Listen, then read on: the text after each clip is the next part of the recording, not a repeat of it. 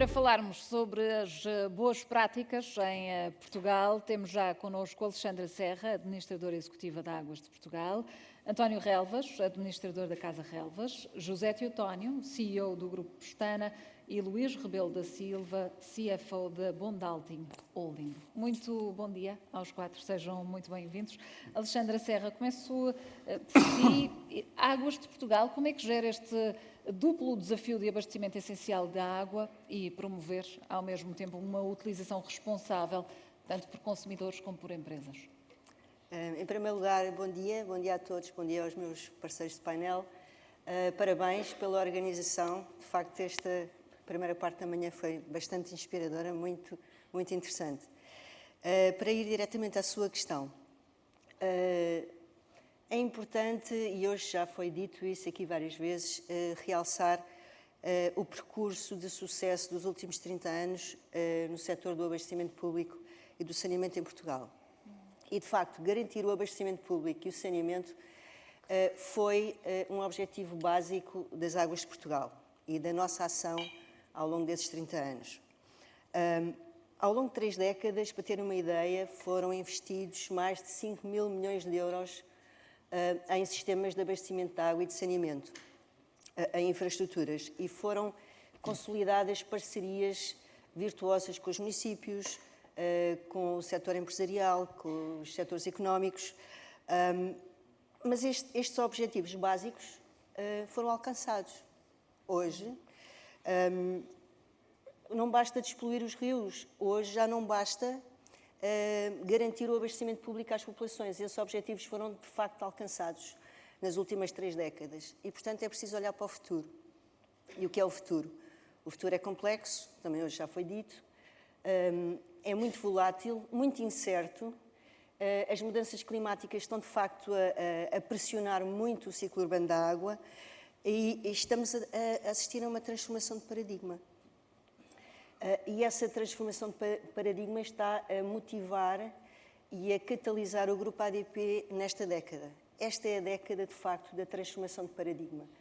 E estamos a trabalhar já há alguns anos com as empresas, com a sociedade, nesta transformação. E se eu pudesse escolher 3 palavras, 3 pilares-chave dessa transformação de paradigma, alguns até já foram aqui ditos hoje, talvez o primeiro seja colaboração e cooperação entre os diferentes setores económicos e o setor da água.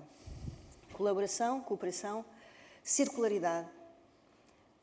Não há nada mais circular que o ciclo urbano da água e temos que tirar partido, o máximo partido possível e valorizar os recursos que o ciclo urbano da água põe à disposição da sociedade e das empresas para ultrapassar estes desafios complexos do setor da água. E por último, a descarbonização, e tudo isto está interligado. Um dos objetivos de Portugal e do mundo é descarbonizar, e o ciclo urbano da água tem um papel importante neste novo paradigma de potenciar a circularidade, potenciar a utilização e a valorização dos recursos que, por exemplo, o saneamento das águas residuais produz. As nossas águas residuais têm energia. Essa energia está a ser aproveitada por nós e tem que ser aproveitada e colocada para a sociedade e para as empresas. Eu podia sublinhar talvez alguns exemplos concretos daquilo que nós estamos a fazer com as empresas. Está aqui a Casa Relvas, temos um projeto muito interessante, o António poderá falar um bocadinho sobre ele. A nível da colaboração, a Águas de Portugal, com entidades do setor agrícola, nomeadamente com a EDIA, que está aqui, com a DEGADRE, estamos a trabalhar em colaboração. Para quê? Para tentarmos fazer um planeamento integrado dos investimentos, para retirar o maior value for money de cada euro que investimos nos nossos sistemas, pensando numa forma articulada e integrada. Um exemplo interessante é a captação de água em Santa Clara, em que estamos a trabalhar com a DEGADRE para procurarmos não fazer 2 captações, mas uma apenas e criar aqui sinergias desse investimento. Por exemplo, a Várzea de Loures, a DEGADRE veio ter com uma das empresas do Grupo ADP para, na modernização desse perímetro hidroagrícola, utilizar água para reutilização da nossa hectare de Frielas. Outro exemplo interessante, temos também o tema dos nutrientes, e isto muito ligado à circularidade.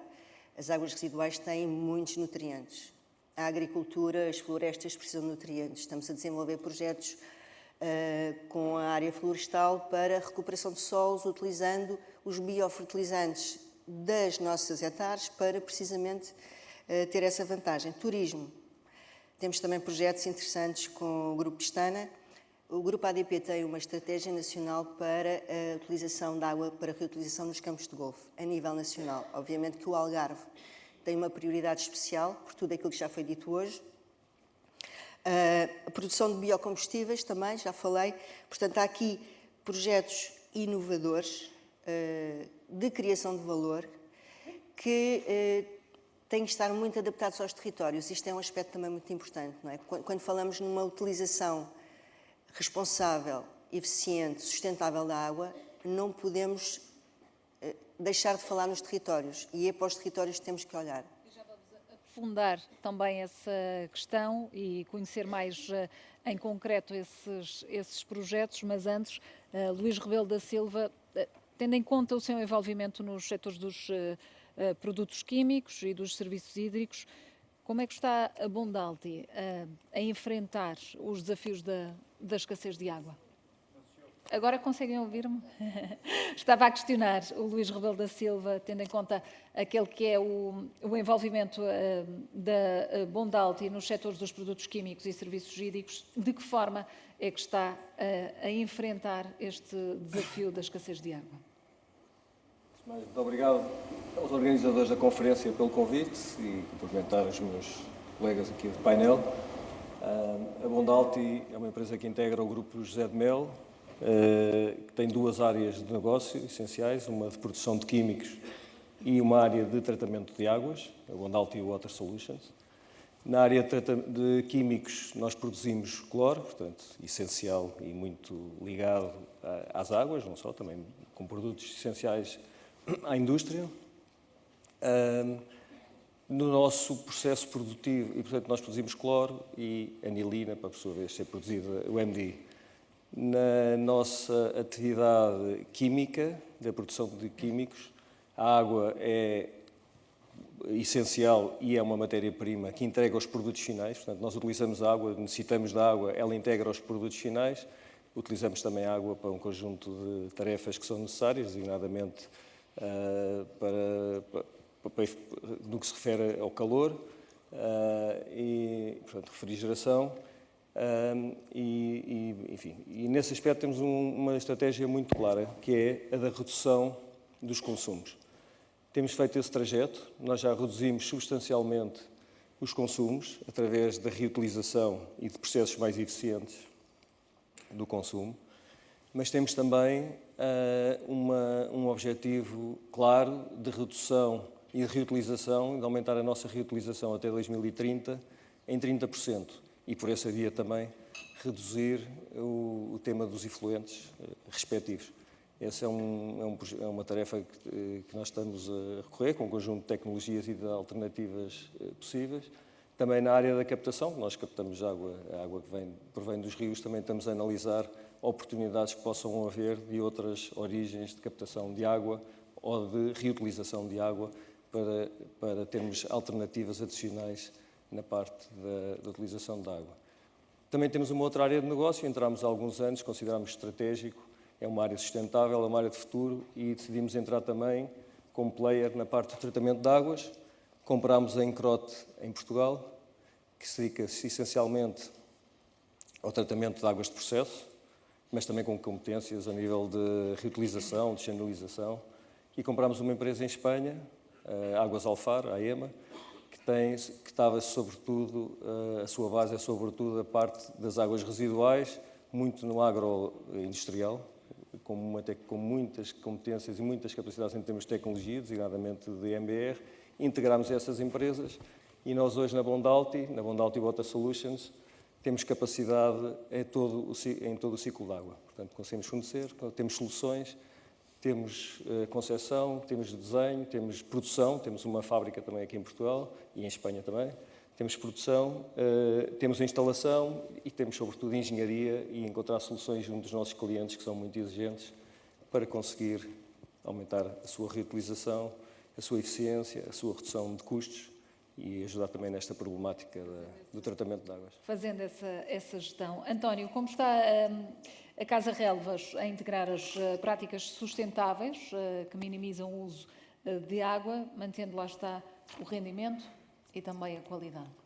Então, nós na Casa Relvas, que já vou focar-me aqui da parte da análise agrícola, depois um bocadinho na parte da água industrial, mas a parte que nós achamos fundamental e que é o primeiro passo para tudo é que estar na cultura da empresa, a preocupação com a água e haver uma formação constante e avisos constantes sobre o uso da água. E eu acho que isso é um grande desafio, não só em termos nas empresas, mas em termos de sociedade, de educação das crianças, da sensibilização, e que nós vemos muito que, eu há bocadinho estava a falar, e temos um exemplo concreto que temos na ADEGA, que já temos a equipa, parte da equipa já está há 25 anos, e temos um lagar novo e que a equipa tem 2 anos, e que a diferença de comportamento no uso da água, ou na utilização da água, da adega para o lagar é astronómica, sobretudo nas limpezas, no cuidado com as torneiras.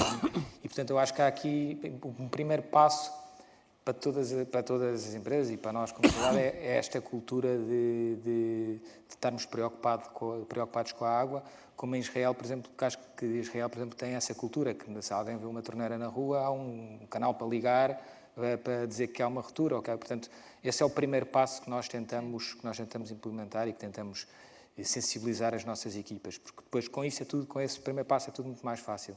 Depois, falando aqui um bocadinho mais em termos agronómicos, que também já foi dito, nós temos sediados no Alentejo, uma das partes das nossas, os desenvolvimentos dos últimos anos, foram feitos os investimentos na área do Alqueva, que é se calhar os sítios onde se utiliza melhor a água no mundo, em termos agrícolas. E, portanto, desde o desenho das plantações até à própria exploração, à produção, nós, desde o desenho da plantação, onde fazemos condutividades elétricas, onde usamos as cartas de solos, para saber exatamente como é que vamos fazer o desenho da plantação, que variedades ou que castas nos vinhos vamos usar, onde é que vamos pôr as sondas, quais vão ser as divisões dos setores ou dos turnos de rega. E, portanto, utilizamos essa agricultura de precisão utilizamos a agricultura de precisão, o que faz sermos muito, muito eficientes. E, portanto, aí um dos cuidados que nós temos é logo à partida, quando fazemos novo, tentar fazer bem feito com a última tecnologia que existe, portanto, que não chegamos logo a um handicap à partida de não termos as coisas bem feitas, e para isso utilizamos nós, e eu acho que a grande maioria dos agricultores na região do Alqueva, a agricultura de precisão.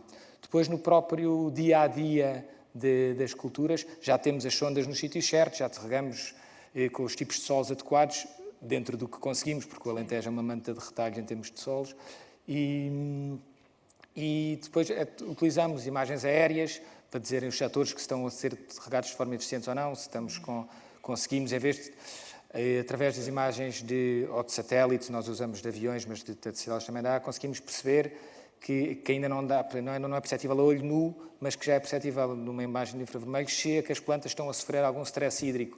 E, portanto, conseguimos precaver esse stress hídrico um bocadinho mais cedo e corrigir.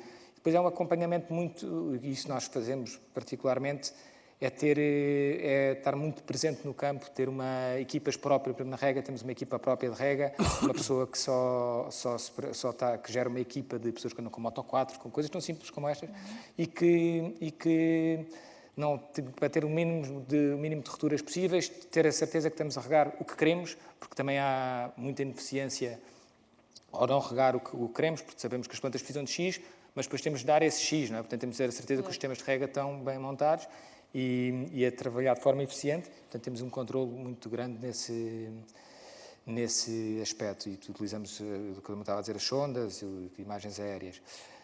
Passando um bocadinho mais para a parte da agroindústria, da parte do lagar e da adega, temos pequenos cuidados, que já há bocadinho falámos aqui, as torneiras com menos caudais, as torneiras com menos caudais, temos por exemplo, na linha de enchimento da adega, temos que é engraçado que utilizamos a água 3 vezes, ou seja, esta circularidade que falava a Alexandra há bocadinho, que utilizamos a água na limpeza das garrafas, essa mesma água é reaproveitada, é utilizada para lavar o chão, para lavar... E depois vai para a estação de tratamentos para a nossa estação de tratamentos de água, vai para a estação de tratamentos de água das Águas do Alentejo, e a seguir é realocada a nossa barragem. Portanto, a seguir reutilizamos outra vez para regar uma vinha. E, portanto, todos estes pequenos... É tudo pequenos são pequenos passos, mas que, no fundo, depois podem ter um impacto muito grande. Só para falar também, que já deu um toque, mas para falar um bocadinho do projeto que temos com as águas de Portugal. Nós, para além de aproveitar as nossas águas, aproveitamos as águas residuais da população onde estamos inseridos, que é São Miguel de Macedo. Portanto, nós tratamos as nossas águas são tratadas na estação de tratamento de água das Águas do Alentejo, onde são tratadas as águas da população de São Miguel de Macedo, e todas essas águas, ou quase todas essas águas, são utilizadas por nós, são bombeadas para a barragem e depois reutilizadas por nós na rega da vinha. José Teotónio, e com a diversidade de resorts e de hotéis do Grupo Pestana, qual é aqui a estratégia de gestão de água, de que forma é que ela se adapta também aqui às diferentes localizações e contextos de disponibilidade de água? Muito bem, muito obrigado também pelo convite para estar aqui. É verdade, nós no Grupo Pestana estávamos habituados já a estar em países com muitas dificuldades de água. Ou países onde não chove, como Cabo Verde, ou então em países onde chove muito, chove praticamente todos os dias, mas que não têm rede de abastecimento de água, e portanto, como São Tomé e Príncipe, e portanto já aí nós tínhamos que ter, por exemplo, dessalinizadoras desde há muito. E tínhamos um programa também desde há muito, temos o nosso Planet Gas, que é um programa de sustentabilidade que desenvolvemos há 17 anos, e uma das vertentes era exatamente as poupanças que tinha que haver nos consumos de energia e nos consumos de água. Obviamente que este assunto hoje está muito mais premente e também a tecnologia se desenvolveu muito. Portanto, também em Portugal nós avançámos para dessalinizadoras. Nós temos uma dessalinizadora desde sempre no Porto Santo, quando fizemos o projeto do Porto Santo. Tínhamos uma muito embrionária no Algarve, mas que era de uma geração antiga e que foi parada e desmantelada, e fizemos agora um investimento, que aqui o fornecedor está aqui deste lado, fizemos uma... A tal cooperação que já que começou a funcionar o mês passado, portanto há um mês passado que começou a funcionar. E portanto é uma desalinizadora que dá para os 4 hotéis que temos na zona ali do Alvor, portanto o Alvor Praia, o Delfim, depois o Dom João e mais umas moradias que temos, e ainda um outro hotel que temos, mas que só pode ser utilizada, e é isto que às vezes há aqui uma incoerência nas políticas públicas com os objetivos globais e nesta parceria público-privado, porque só a podemos utilizar para jardins, para limpezas e para piscinas, porque fazemos uma interpretação dos regulamentos, que não sei se é a mais correta, se podemos porque existe um regulamento que diz que quando existe uma entidade que é, no fundo, a abastecedora de água, tudo o que for consumos humanos temos que comprar a essa entidade e, portanto, não podemos usar. E, portanto, tudo o que é casas de banho, tudo o que é cozinhas e também consumo humano, propriamente dito, estamos impossibilitados de usar. Temos capacidade para o fazer, estamos a trabalhar com a dessalinizadora menos de 50%, mas não estamos impedidos, de acordo com a legislação, de o fazer, quando tínhamos capacidade para o fazer, o que não se percebe um pouco esta legislação. O mesmo se aplicou no Porto Santo, portanto, não é só no continente, também aí acontece exatamente o mesmo.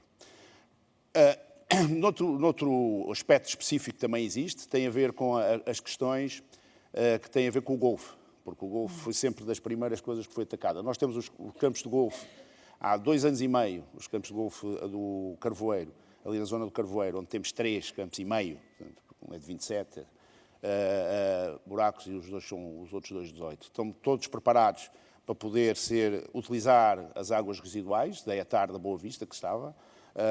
Temos estado a trabalhar. Havia investimentos a fazer de ambas as partes. As entidades privadas podem fazer os investimentos sem ter que fazer concursos públicos, portanto, andaram mais rápido, que foi o nosso caso. Andámos mais rápido. Agora, finalmente, os projetos públicos também estão. E amanhã a ligação está feita, mas amanhã é anunciada. Portanto, em Lolé, vamos anunciar finalmente. E vamos começar, É ou já já aqui uma começámos. notícia de última hora. Começámos a semana passada, mas, portanto, mas amanhã faz a festa.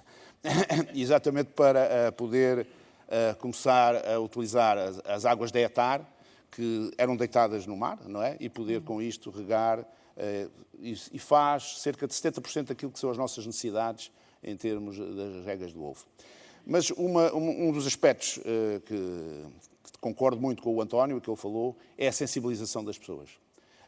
Aquilo que era para haver poupança efetiva de água, e nós temos um plano de poupança já há alguns anos, e que temos vindo a ter reduções significativas nos consumos de água e também nos consumos de energia no grupo, passa muito por sensibilização das pessoas, por sistemas de monitorização, sistemas que medem e que informam as pessoas daquilo que são os consumos diários, sistemas de detecção de fugas e de perdas de água e a mudança de hábitos, muita da mudança de hábitos. Um exemplo típico de uma mudança de hábitos era nas cozinhas, uma equipa de cozinha, uma brigada de cozinha que entrava logo no pequeno almoço às 7 da manhã, a primeira coisa que fazia era abrir uma torneira e essa torneira estava aberta até se fechar a cozinha. E porquê? Porque aquilo facilitava depois, se houvesse alguma coisa para descongelar, alguma coisa para limpar, e já estava aberto, já não era preciso fazer mais nada. Portanto, e esta sensibilização de que os tempos são outros e que não pode ser esse tipo de utilização é também aí primordial e, portanto, em termos dessa monitorização. Também nos quartos do hotel, fazemos algumas coisas, portanto, a sensibilização aos clientes, portanto, só mudamos a roupa dos quartos, nomeadamente lençóis, etc., diariamente, se os clientes o pedirem, se não é feito 2 em 2 dias, e, portanto, com isso reduz logo as necessidades de lavandaria e, portanto, também reduz os consumos de água, e também os avisos para as reduções de água que existem. Também usamos as reduções de fluxo. Em alguns casos, os nossos engenheiros abusam um bocadinho e isso torna-se a maior fonte de críticas que temos no hotel, porque uma pessoa que está de férias gosta de tomar um banho com um chuveiro potente e às vezes a coisa... É difícil conseguir esse equilíbrio. Mas pronto, depois tem que haver ali o equilíbrio, principalmente quando há ali alguns técnicos de manutenção que são, enfim, mais conscienciosos em termos de custos e menos conscienciosos naquilo que é a oferta ao cliente, mas é esse equilíbrio que tem sido feito e por isso é um trabalho que tem vindo a ser realizado e é um trabalho que é necessário face àquilo que é também o plano global que nós temos de reduzir as emissões de carbono e a água insere-se exatamente nesse plano. Alexandra, e nesse sentido existem campanhas de sensibilização suficientes para preparar as comunidades para potenciais cenários de escassez de água? Esse tema é um tema, de facto, bastante importante e prioritário. É evidente que nós temos a obrigação de fazer campanhas bem feitas, bem dirigidas às comunidades de cada território, porque, de facto, cada território tem as suas características próprias e tem necessidades distintas. Neste momento, como podem imaginar, está em curso um processo de preparação e lançamento de campanhas forte na região do Algarve, por razões óbvias. Na minha opinião, as campanhas são necessárias. No entanto, não chegam. De facto, é preciso mudar comportamentos. É preciso sensibilizar as comunidades e a população para o valor da água. E em que ponto é que diria que estamos neste momento, nesse caminho? Temos que encontrar os melhores mecanismos, os melhores instrumentos para levar a sociedade a dar o valor à água que a água tem. Eu lembro-me que aqui há pouco tempo, há poucos anos, as Águas de Portugal promoveram um inquérito à população sobre a água. Paradoxal, porque um dos resultados foi que os inquiridos diziam que a água era dos serviços públicos, ou dos serviços públicos que tinham, aquele que valorizavam mais. Mas depois, quando a pergunta era feita se estava disponível para pagar mais pela água, a resposta era não. E, portanto, tem que haver também aqui incentivos do lado tarifário, nomeadamente e em particular, para aquilo que são os consumos excessivos. Essa é uma medida que está preconizada agora para a região do Algarve, por causa da situação grave. A ERSAR, julgo que está aqui a Presidente da ERSAR, trabalhou bastante com os municípios nessa medida de penalizar os usos excessivos, aumentando o preço da água nos escalões mais elevados. Portanto, para responder à sua pergunta, não são apenas as campanhas. Tem que haver aqui um trabalho integrado de vários instrumentos e mecanismos para levar a sociedade a dar, de facto, o devido valor à água e, com isso, mudar o comportamento. E que outros mecanismos é que podemos, então, ter que sejam inovadores ou mesmo estruturas de preços, como referia, para conseguirmos atingir esse equilíbrio de que falava? Assim, o mais importante é, sem dúvida, e aquilo que tem mais efeito imediato, é olhar para os tarifários e adaptar os tarifários para que as pessoas, de facto, usem a água de forma mais eficiente. É preciso dar nota do seguinte: em Portugal já há muitas entidades gestoras que recuperam os custos integrais do serviço. Ou seja, a tarifa que aplicam aos seus clientes, à população, traduz o custo integral do serviço que é prestado. Mas há muitos em que isso não acontece, em que estão longe de recuperarem o custo do serviço. Ora, qual é o efeito disso? É um efeito péssimo por duas vias. Primeira via, obviamente, a água é barata, as pessoas não têm o incentivo de a poupar. Em segundo lugar, a entidade gestora, a entidade responsável por prestar o serviço, não tem recursos financeiros para ter renovação de sistemas, investimento em infraestruturas que são necessárias, monitorização dos consumos, controle de perdas e fugas. Não têm capacidade de o fazer. E, portanto, esta situação tem que se alterar. Luís Rebelo da Silva, qual é o papel da inovação tecnológica e a colaboração com entidades públicas na resolução destes desafios que enfrentamos de escassez de água? Muito bem. Eu, mais uma vez, saliento a importância que tem a água para a Bondalti no seu processo produtivo. É uma matéria-prima e no processo, e, portanto, não vivemos sem ele. Não estamos na zona de maior pressão, mas temos pressão e é uma preocupação garantir a disponibilidade e o custo. Mas estamos em Estarreja e temos fábricas em Torrelavega e, portanto, apesar de tudo, dentro das geografias não é mais impressionante, mas é um tema muito crítico para nós. Na parte de tecnologias, nós disponibilizamos através da Bondalti Water e depois também utilizamos dentro das nossas fábricas um conjunto de tecnologias que existem disponíveis, designadamente as que utilizamos, com alguma inovação associada no caso do Pestana, que o Zé Teutónio fez o favor aqui de salientar também.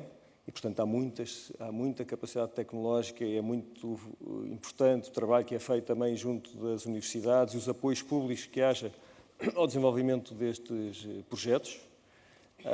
E não se esgotam na descentralização nem em termos da captação, há também a captação nos rios e tudo o que isso representa de dar características à água na sua captação, na sua obtenção, que permitam entrar dentro do processo produtivo, no processo agrícola, no processo hoteleiro, no hospitalar, enfim, nos serviços, com as características que são essenciais. E, portanto, aí as tecnologias, há muita tecnologia disponível e é muito relevante o trabalho que é feito aqui junto das entidades públicas e os apoios que também são dados ao seu desenvolvimento. Há aqui projetos também muito importantes que têm sido desenvolvidos. Temos um caso muito relevante de reutilização de águas, da purga das águas de torres de refrigeração, com tecnologias desenvolvidas, que fazem reduzir o custo, o consumo de água, por um lado, as emissões de CO2, o custo de energia, neste caso específico de um projeto que nós tivemos, e os custos das matérias-primas, o OPEX.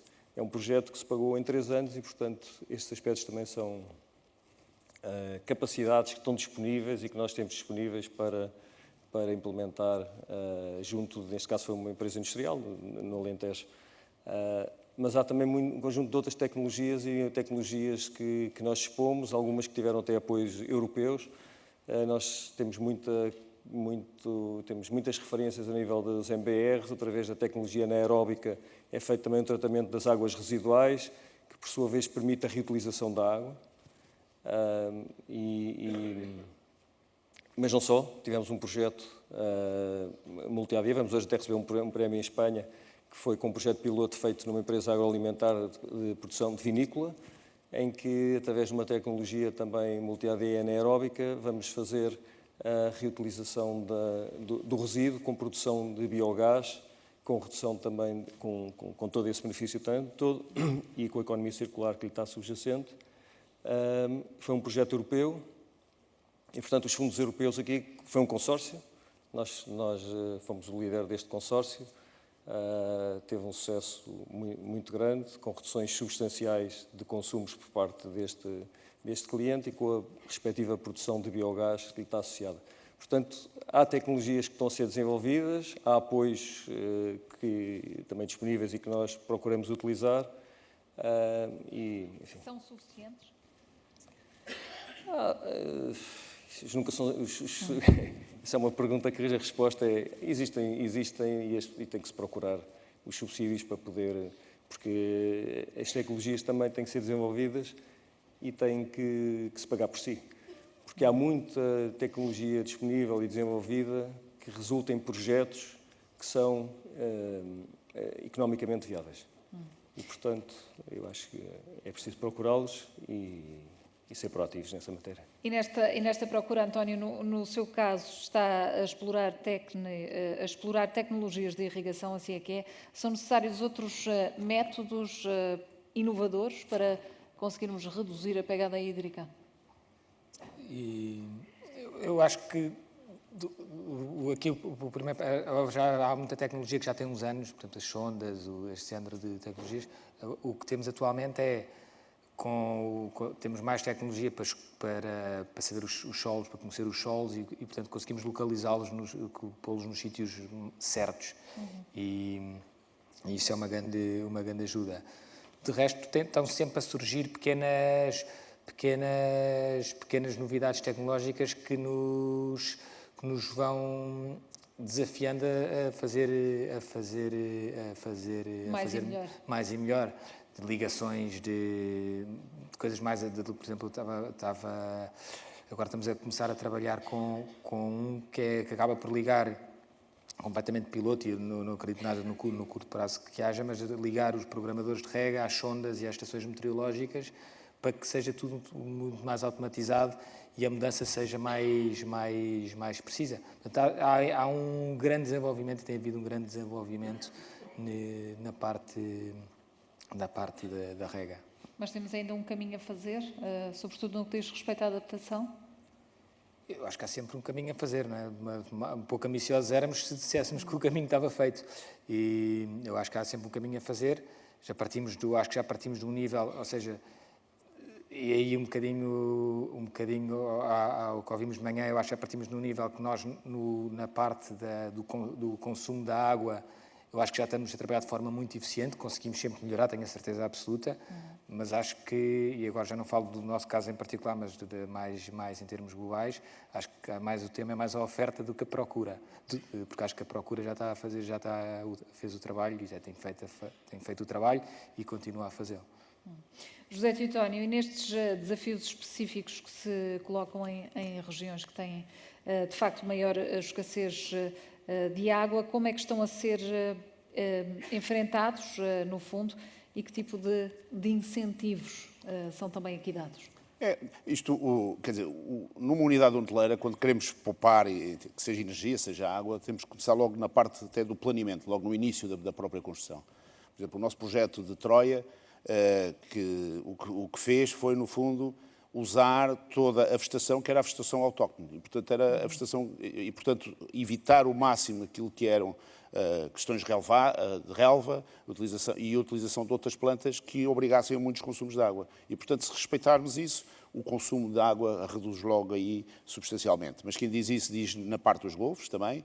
Há alguma alteração daquilo que é na parte das relvas, tirando a parte dos greens e, portanto, relvas que precisem muito menos de água e muito menos de utilização de água e, portanto, com isso também melhorar aí toda essa necessidade. Portanto, desde o planeamento, desde o início, na construção, ter logo essa preocupação.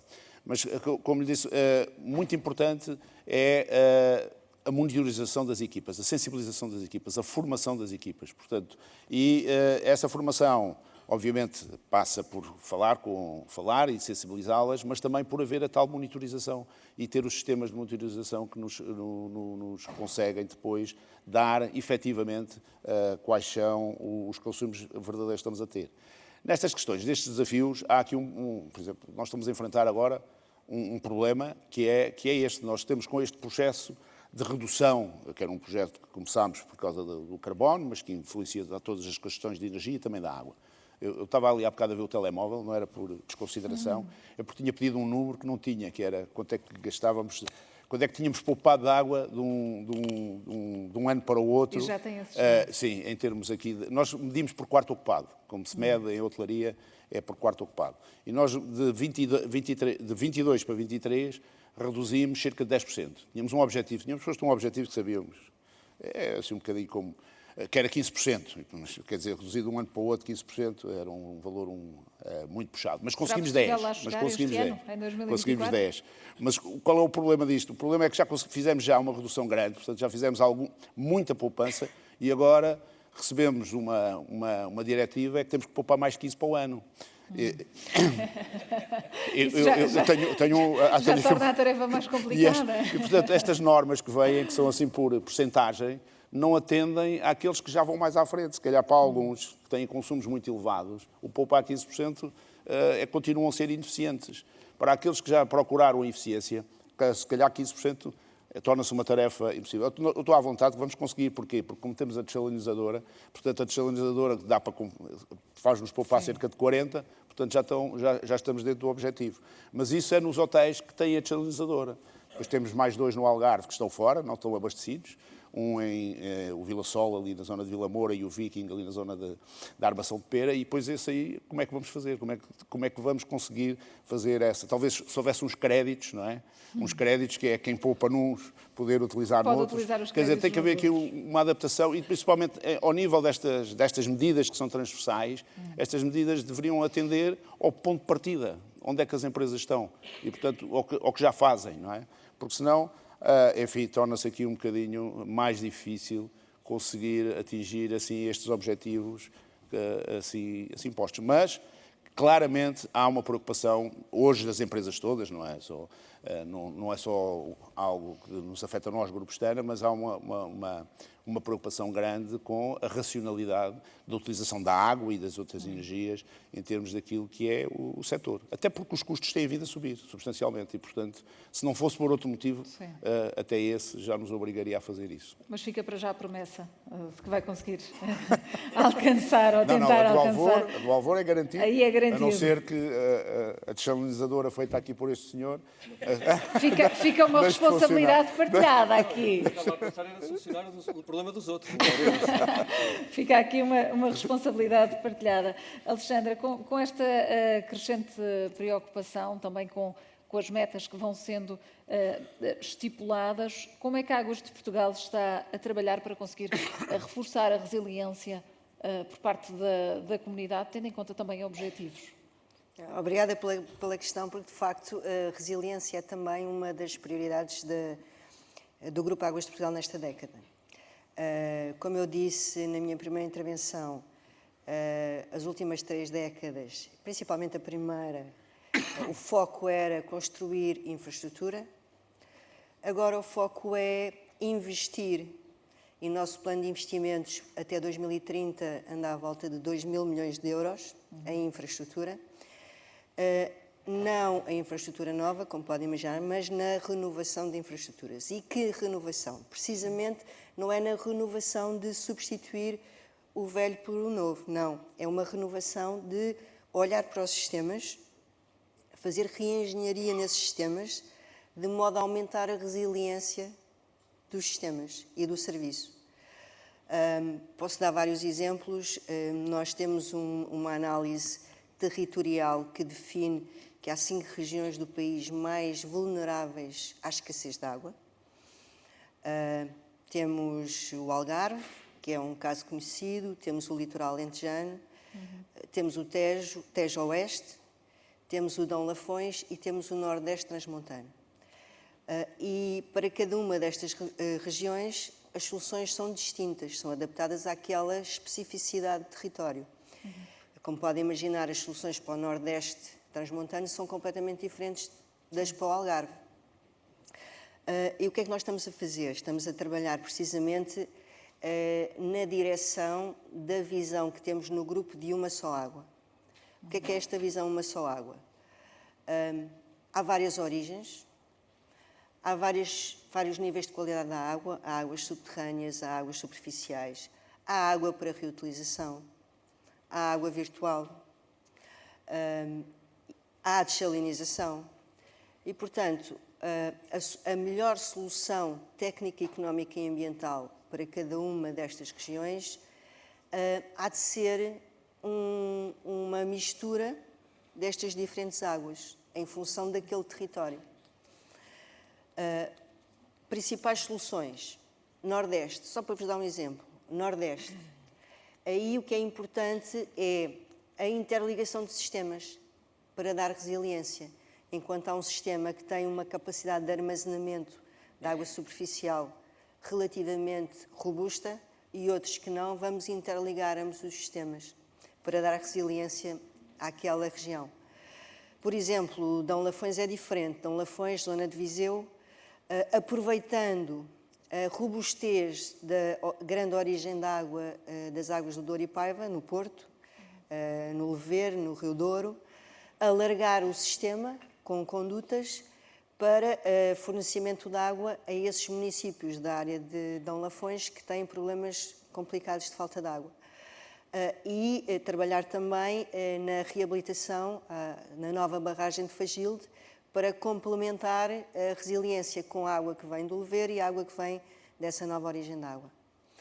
Litoral alentejano, aí temos um projeto ambicioso em Sines, precisamente com as empresas, no Polo Industrial de Sines, que tem 2 vertentes, uma dessalinizadora para a água industrial e a reutilização integral da água residual industrial que tratamos na nossa etar, do Polo Industrial, para fornecer água às indústrias. Aí estamos a falar essencialmente, não exclusivamente, de hidrogênio, projetos de hidrogênio, Repsol, Galp, etc. E temos também o tema, obviamente, que a zona do litoral alentejano, o abastecimento público não implica um volume muito grande de água. Ainda assim, estamos a trabalhar, eu falei há pouco com a DGADRE, o tema da barragem de Santa Clara, para garantir a resiliência do abastecimento público nessa região, ainda por cima que é uma região que hoje e no futuro vai ter uma pressão turística significativa, água potável. Também o Monte da Rocha, contando que a EDIA vai chegar com o seu sistema a Monte da Rocha, reforçando a resiliência dessa origem de água. E depois o Algarve, que é subejamente conhecido. E para mim, de facto, o Algarve é um laboratório muito interessante, mesmo a nível internacional, porque o Algarve tem, de facto, muito clara esta visão uma só água. Reutilização, campos do Golfo, turismo, uma dessalinizadora, a primeira dessalinizadora de Portugal continental, que vai permitir já uma fatia significativa. O professor Poças Martins falou nos números, não vou repetir os números. Obviamente, uso eficiente da água é fundamental. Os municípios têm investimento financiado pelo PRR precisamente para redução de perdas nos sistemas de distribuição de água. E um projeto também interessante, julgo que não foi falado, que é utilizar indiretamente a água do Alqueva, não diretamente, mas a partir do rio Guadiana, que é a captação do Pomarão, Este projeto é interessante porque, no fundo, tendo em conta que a precipitação nos últimos 10 anos diminuiu no Algarve cerca de 20%, obviamente que as albufeiras que existem têm menos contributo de afluências porque a precipitação é mais baixa. E então, utilizando essa capacidade de armazenamento disponível, transferir água, bombar água do Rio Guadiana no Pomarão, precisamente para reforçar a disponibilidade de água no sistema de leite beliche do Sotavento Algarvio. E estamos já mesmo no minuto final, nos instantes finais. Eu arriscava a mesma pergunta para todos, começando por si, Luís, referindo e focando também nesta questão da busca da resiliência. Quando falamos do futuro da água, quando falamos de boas práticas, qual é a sua mensagem final, qual é o seu desejo? Não nos esquecendo também que estamos num período eleitoral e que devemos colocar este tema no topo da agenda. A Bondalti, que integra o complexo químico de Estarreja, é uma empresa com preocupações muito grandes a nível global de sustentabilidade. Portanto, a água é um dos itens críticos, há outras. Nós somos um exemplo dentro da Estarreja e dentro da indústria, que é muito importante, de trabalhar em conjunto com os parceiros que estão no complexo químico. Temos economia circular, temos vários exemplos, não vou ter tempo aqui de os descrever. A água também é um deles, também temos tarefas e atividades que são feitas não exclusivamente pela Bondalti, mas também pelos parceiros em conjunto neste tema, seja da obtenção de água, seja depois no tratamento posterior. Portanto, sobretudo, o que eu salientaria aqui é, hoje é incontornável estes temas de sustentabilidade, de compliance do ponto de vista das regulamentações, obviamente, que são exigidas, e nós temos um exemplo muito claro de indústria ali no complexo químico e também no tema da água, onde não só nós, como todos os outros parceiros que integram o complexo, têm tido um conjunto muito significativo de investimentos para reduzir, para aumentar a disponibilidade de captação de água e alternativas e para aumentar a sua reutilização, reduzindo também os consumos e os efluentes. E, portanto, eu acho que, sobretudo, hoje é crítico por uma questão de eficiência económica, é crítico por uma questão de sustentabilidade, é crítico porque os nossos clientes e fornecedores também o exigem. Hoje é uma exigência incontornável. E a água tem um papel também aqui determinante. José, uma frase ou uma palavra-chave? Um pouco aquilo que referi no início, alinhamento. É preciso alinhamento entre aquilo que os privados estão a fazer e que estão a fazer bem, mas depois alinhado com as políticas públicas, não é? Não se pode fazer um investimento de 650 mil euros com uma capacidade para poder abastecer os 4 hotéis e só o podemos utilizar agora em 40% na região que hoje enfrenta um déficit muito grande. E pronto, e isto vê-se em muitas das situações. E se não houver um alinhamento entre todos para a resolução dos problemas, estamos a fazer aqui ações que são desfasadas e que, portanto, depois não impedem que cheguemos ao objetivo global. Ao alinhamento, António, o que é que acrescentaria? Falando do nosso caso em concreto, a parte de formação e essa formação que leva a uma eficiência e que nós tenhamos de ser uma eficiência, produzir mais com menos. Alexandra, arrisca terminar com a frase com que começou, com a frase ou com a palavra com que começou a referir a cooperação? Sim, cooperação e também a relação da água, ou a importância da água para a competitividade dos territórios no futuro. Muito obrigada aos 4 pela vossa presença, por esta reflexão, por este debate. Um forte aplauso.